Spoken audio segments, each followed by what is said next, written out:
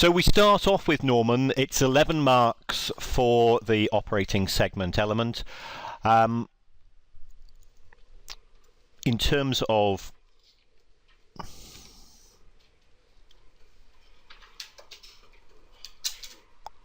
the principles, we've already been through the principles, so I'm not really going to say very much about those. Principles are to improve.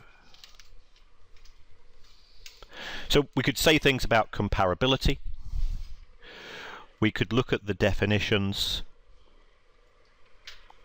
of what we mean by a segment, and that's all that's going to be required. And then we come to application.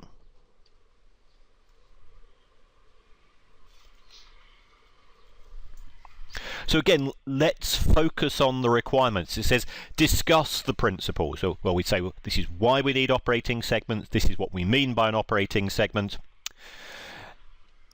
And we then see the word and in the requirement. As soon as you see the word and in the requirement, you split the question into two. You split your answer into two because you're being asked two questions. So it says, and how these are principles would be applied for Norman using the information given above.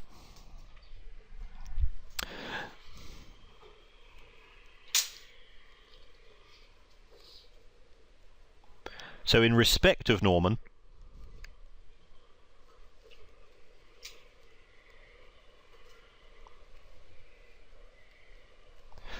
the thresholds are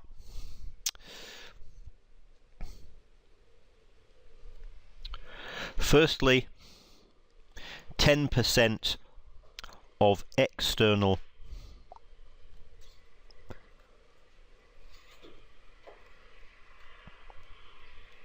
and internal revenue. That's going to be 10%. Our external revenue, 2 plus 3 plus 5 is 1,000. Our internal revenue is 10. So that gives us a figure of $101 million. %10 of the higher or lower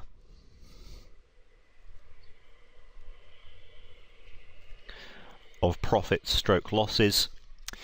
If we take a look here, our profits come to a total of 165, our losses come to a total of 10, so this is going to be 10% of our total profits, 60 plus 105. It's 16.5.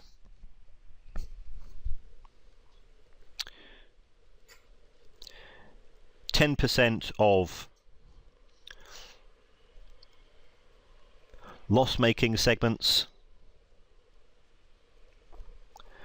is going to be 10% of 10. It's 1 million.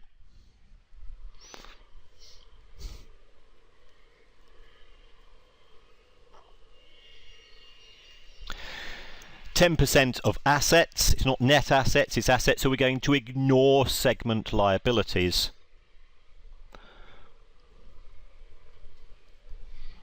%10 of 300 plus 800 plus 2,000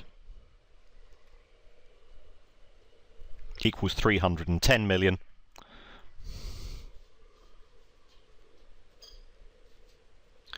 %75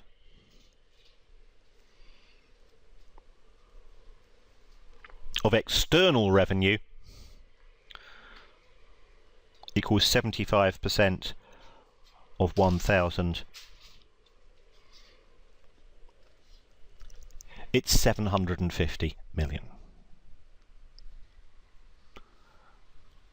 So you go through line by line, bit by bit, and you generate an answer. So we've done our definitions of the various segments.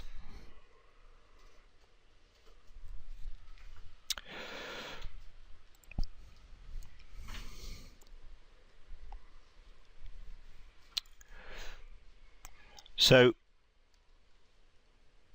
Europe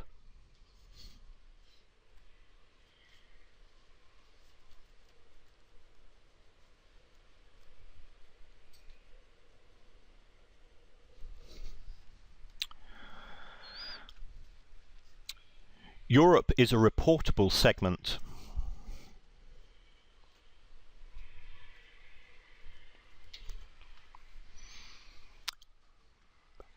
because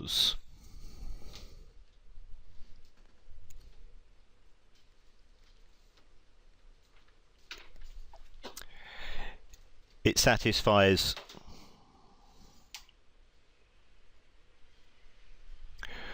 the revenue test,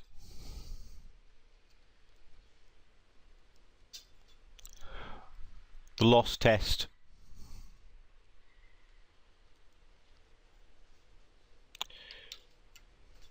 it only needs to satisfy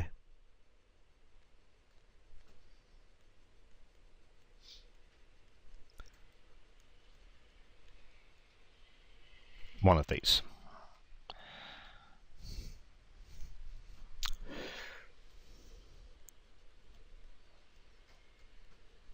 Southeast Asia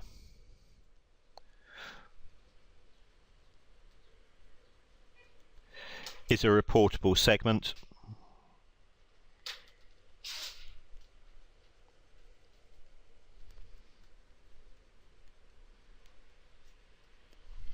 because it satisfies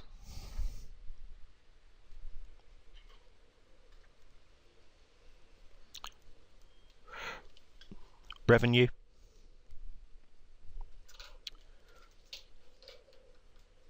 result, and assets. Together,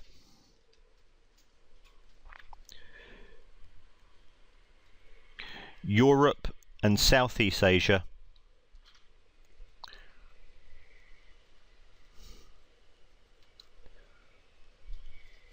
contribute 50% of external revenues.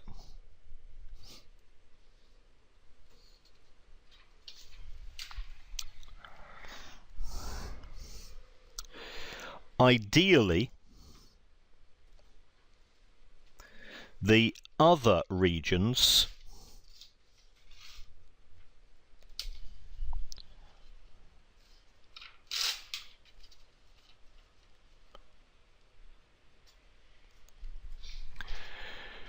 should be divided up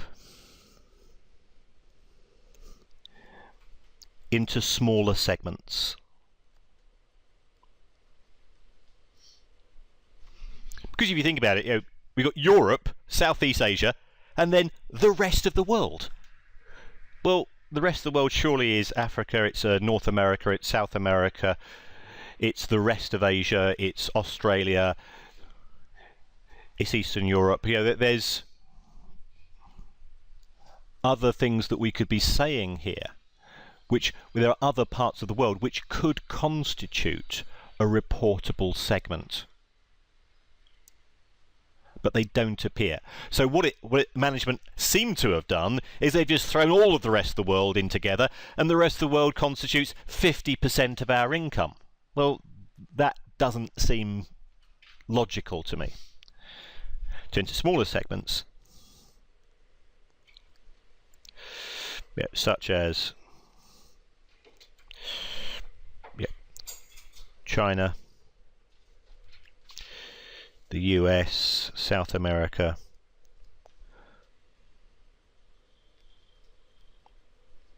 etc.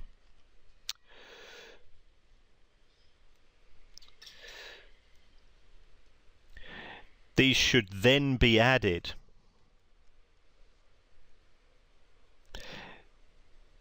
into our segmental analysis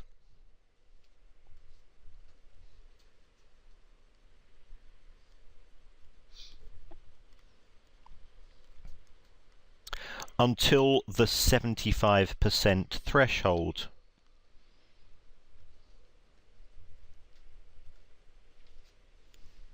is reached.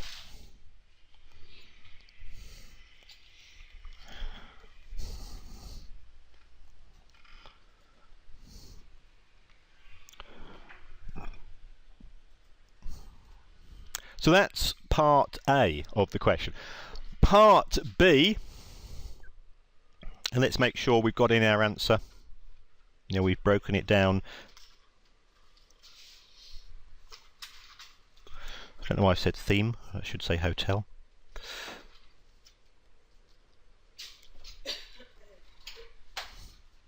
Oh, it's a hotel complex which includes a theme park, a casino and a golf course as well as a hotel. So let's read what's happened here. This is a sale of a group of assets. But the sale agreement stated that Norman would continue to operate and manage the three businesses for their remaining life of 15 years. At the end of the 15 years, we get the business back. And we're going to get 75% of the net profit. And Conquest would receive the remaining 25%. And we're going to give them a minimum of 15 million a year. So the issue that we're being asked about here is, have we actually made a sale?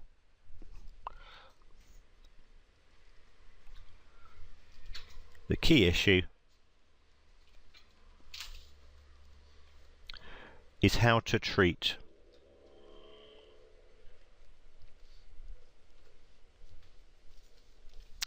the £200 million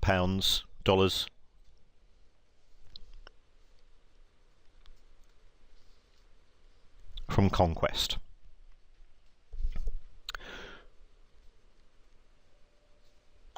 Norman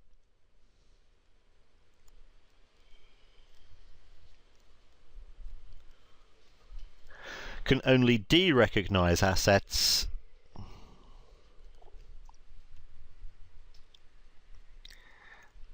if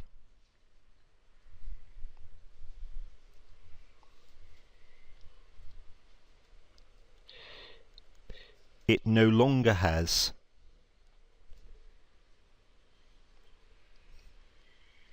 the risks and rewards of ownership.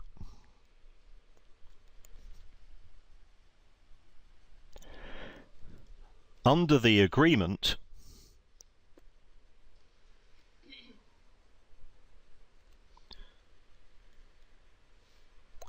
Norman manages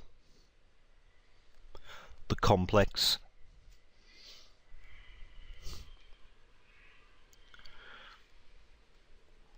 and keeps 75% of the profits.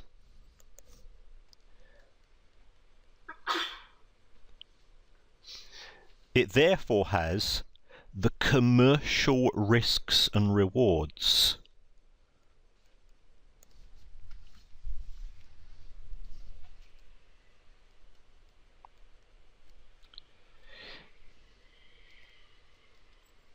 in relation to the complex and should not de-recognise the assets.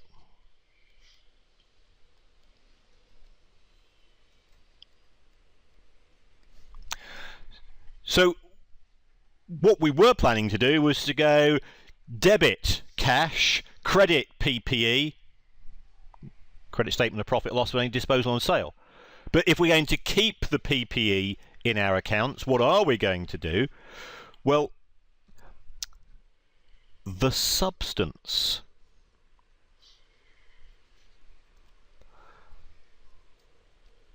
of the money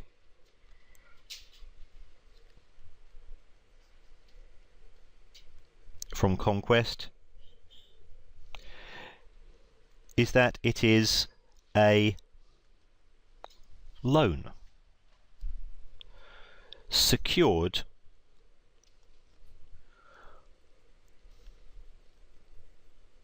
on the value of the complex.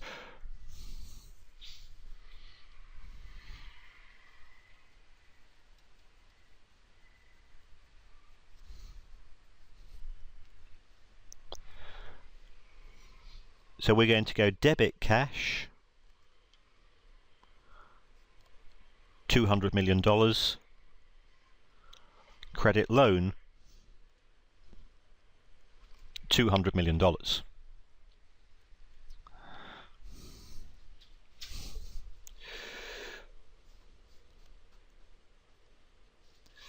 The $15 million a year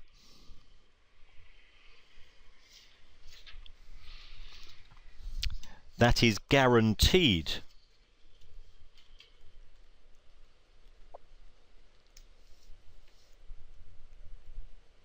to Conquest. But if I've got a loan, I've got loan interests.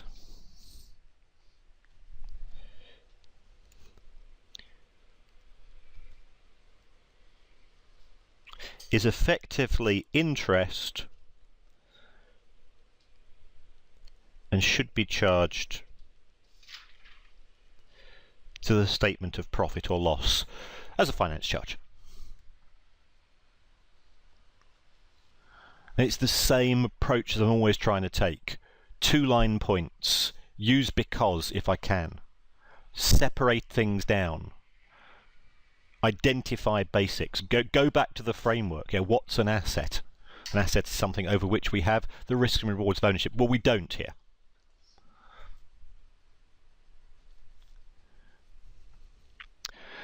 So that's the first item in B. Yeah, and I've written quite a lot. It's more than you probably need to write for 4 marks. But I'm trying to give a reasonably comprehensive answer. The next item is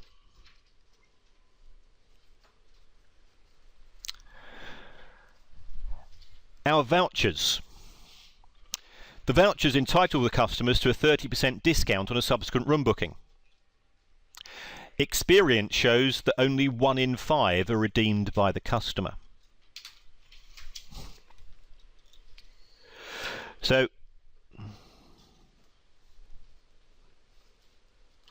we'll say vouchers eligible at the year end are $20 million,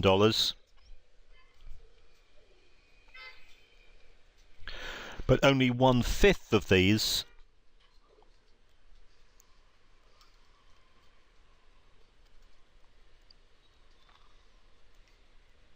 are likely to be redeemed, so that equals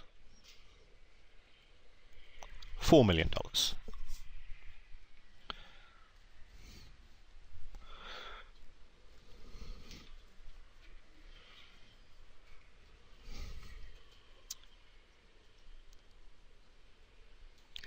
If these vouchers are redeemed,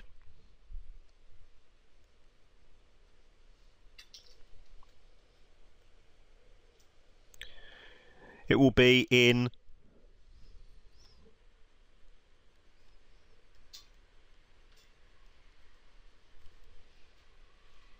the next financial year.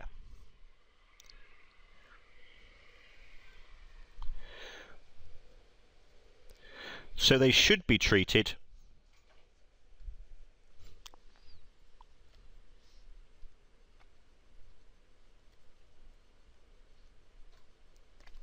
as deferred income.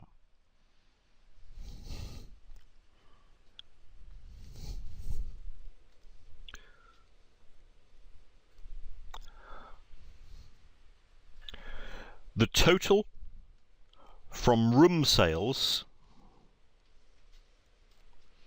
and vouchers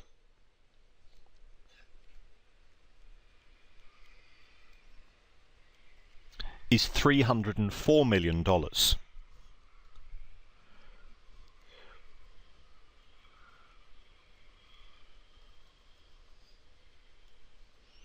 We should therefore recognize revenue in the current year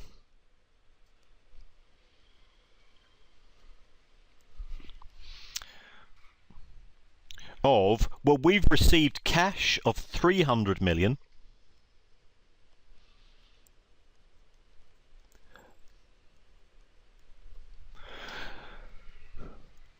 But our total sales this year are effectively, we've sold hotel rooms and we've sold vouchers.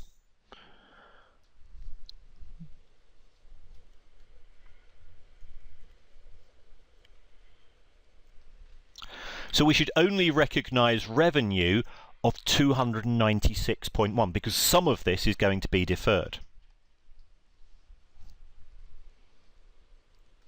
Therefore, what I'm going to do is I'm going to debit cash, 300 million, credit revenue in my statement of profit and loss, 296.1 million, and credit deferred income as a liability with the balance of 3.9. So that's quite a comprehensive answer, but if you had spoken broadly in your answer about the vouchers aren't going to be redeemed until next year, so we're going to have to defer some revenue, you would have picked up marks. And it's a case of looking at the question and trying to say, well, what have we done in the year? We've sold hotel rooms and we've sold vouchers. Those vouchers are going to appear in next year's accounts.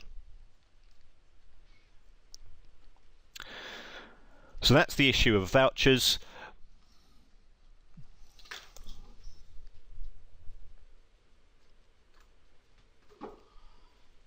Grants. Grants is something we learned at F7. Unfortunately, the examiner assumes that all of your F7 knowledge is still there. And I think that's quite harsh myself. But it's just something we're going to have to deal with. And it's only worth 4 marks. So I don't think you'll get 25 marks on grants. But he has tested grants a few times. He's tested PPE impairments a few times. That topics which we have covered before do arise in P2.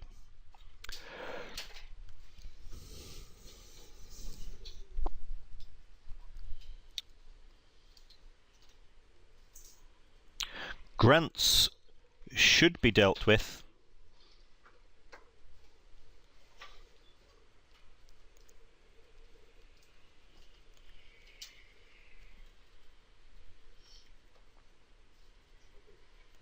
using the matching concept. Again, all the time I'm keeping my comments brief. It says the grants have been received from government bodies and relate to the size of the hotel which has been built by the grant assistants. The intention of the grant income was to create jobs in areas where there was significant unemployment. So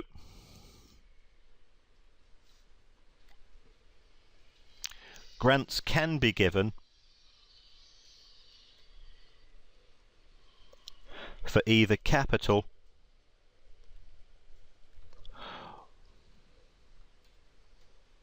or revenue stroke cost reasons.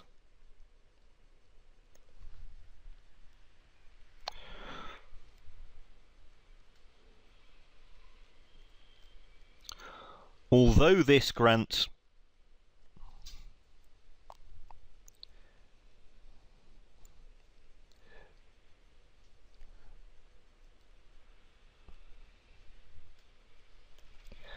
helps to help create jobs,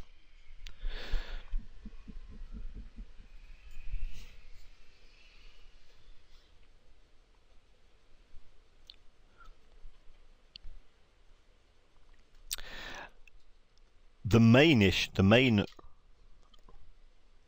reason for its receipt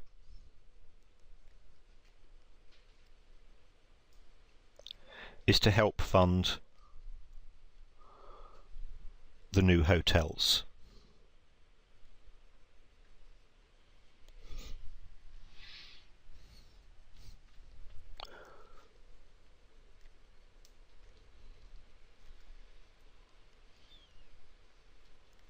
The grant initially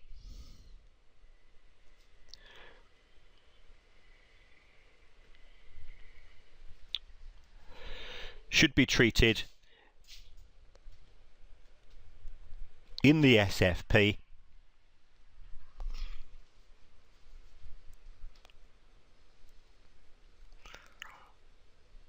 as deferred income. So we would debit cash 70 million and credit deferred income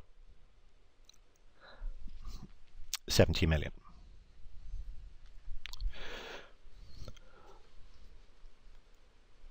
Norman then has a choice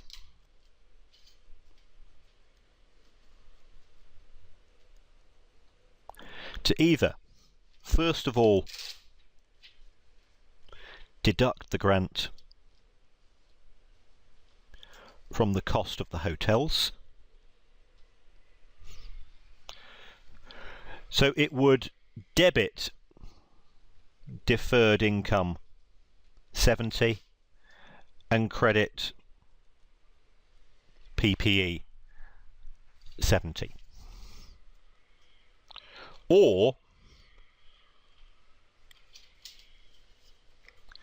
to release the grant to the statement of profit or loss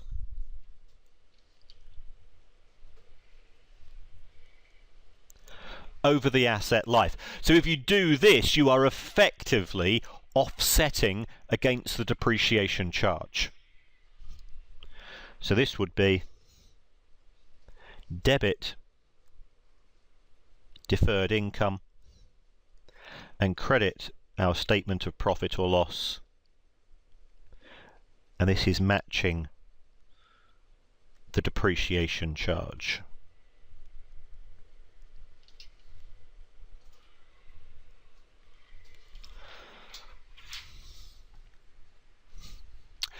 It also says the grants received of 70 million will have to be repaid if the cost of the hotels is less than 500 million.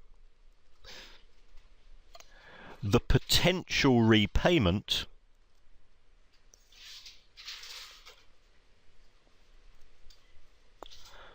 of the grant is a contingent liability.